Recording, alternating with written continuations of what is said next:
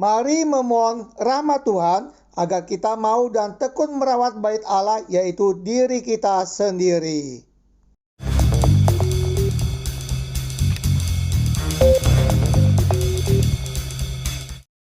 Halo, Tuhan bersamamu. Selamat jumpa kembali dengan cuap-cuap kawam Katolik awam.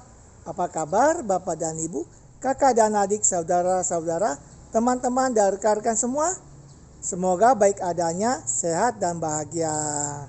Mari bersama dengan cuap-cuap kawam Katolik awam, kita membaca dan mendengarkan bacaan hari ini.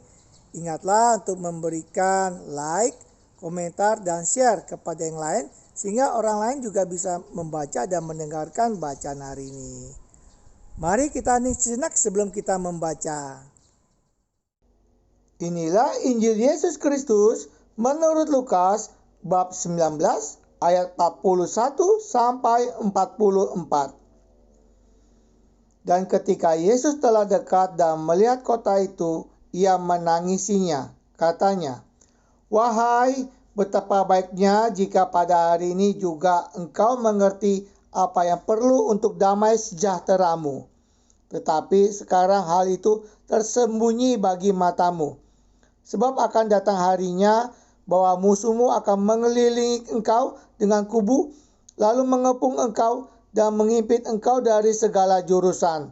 Dan mereka akan membinasakan engkau beserta dengan pendudukmu, dan pada tembokmu mereka tidak akan membiarkan satu batu pun tinggal terletak di atas batu yang lain, karena engkau tidak mengetahui saat bila mana Allah melawat engkau."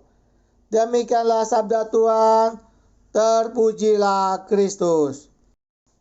Setelah mendengarkan sabda Tuhan, mari Bapak dan Ibu, kakak dan adik, saudara-saudara, teman-teman, dan rekan-rekan semua, kita mendengarkan renungan yang diambil dari homili misa harian oleh Romo RD Yohanes Hadi Suryono, Paroki Alam Sutera, Gereja Santo Laurentius. Para saudara-saudari yang dikasihi Tuhan, dalam bacaan ini kita mendengar baru saja Tuhan Yesus menangis. Jarang Yesus menangis. Kita bisa lihat dalam kitab suci mungkin 1 atau 2 kali Yesus menangis. Menangisi Lazarus juga. Nah, ini menarik. Dan yang Yesus tangisi adalah Yerusalem. Pertanyaannya adalah ini, mengapa Yerusalem ditangisi oleh Yesus? Kondisi macam apa yang terjadi di Yerusalem?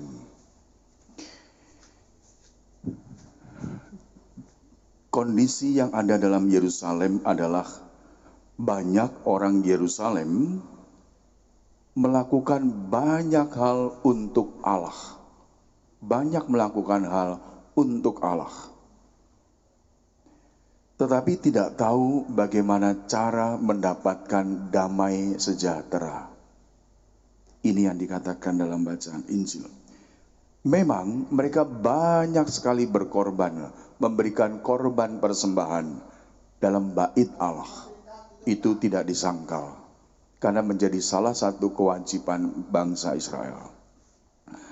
Tetapi sayang bahwa hidup orang-orang Yerusalem sama sekali tidak menampakkan damai. Dan itulah yang ditangisi oleh Yesus. Itu yang pertama. Jadi mereka melakukan peribadatan, tetapi tidak tahu bagaimana mendatangkan damai sejahtera. Yang kedua, orang Yerusalem tidak tahu waktunya Tuhan datang. Banyak yang terlalu dalam tanda petik sibuk untuk mempersiapkan kedatangan Tuhan, padahal Tuhan sedang melawati mereka. Terlalu sibuk dengan hal-hal yang bukan utama. Sesuatu yang meriah, tetapi tidak tahu bahwa Tuhan sebenarnya sudah hadir, sedang melawat mereka. Mereka sibuk dengan sekali lagi peribadatan dengan segala persembahannya dan lupa berbuat kebaikan. Bapak, Ibu, dan saudara sekalian, refleksi buat kita, paling tidak ini yang boleh saya temukan adalah tangisan Yesus menyadarkan kita semua bahwa Tuhan sedih akan kondisi bait Allah yang ada di pusat kota Yerusalem yang digunakan tidak dengan semestinya. Dan itulah sebenarnya menjadi gambaran kita semua, setiap manusia, bahwa kita sebagai ciptaan Allah sebenarnya adalah bait Allah kita masing-masing. Dan kita diajak untuk merawat kekudusan bait Allah itu. Kalau dulu Yerusalem luluh lantak, hancur, penduduknya tercerai-berai, dan mereka tidak punya rumah lagi, itu karena mereka lupa dan menolak kehadiran Allah yang sedang melawati dalam rupa Tuhan Yesus saat itu. Mereka menolak Yesus. Kini mungkin juga Tuhan menangisi bait Allah zaman sekarang, yaitu kita. Kalau memang kita tidak merawat diri kita sebagai bait Allah yang kudus, menolak Dia, bukan karena kita mempersembahkan banyak hal, tetapi tidak mempersiapkan hati kita untuk kehadirannya setiap hari yang kita ungkapkan dalam tugas dan panggilan kita masing-masing dalam keseharian. Kalau begitu, jangan-jangan nanti kita akan kehilangan tanah surgawi yang sedang kita tuju.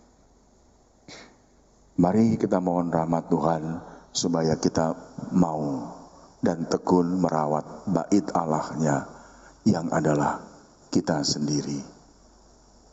Tuhan memberkati. Amin.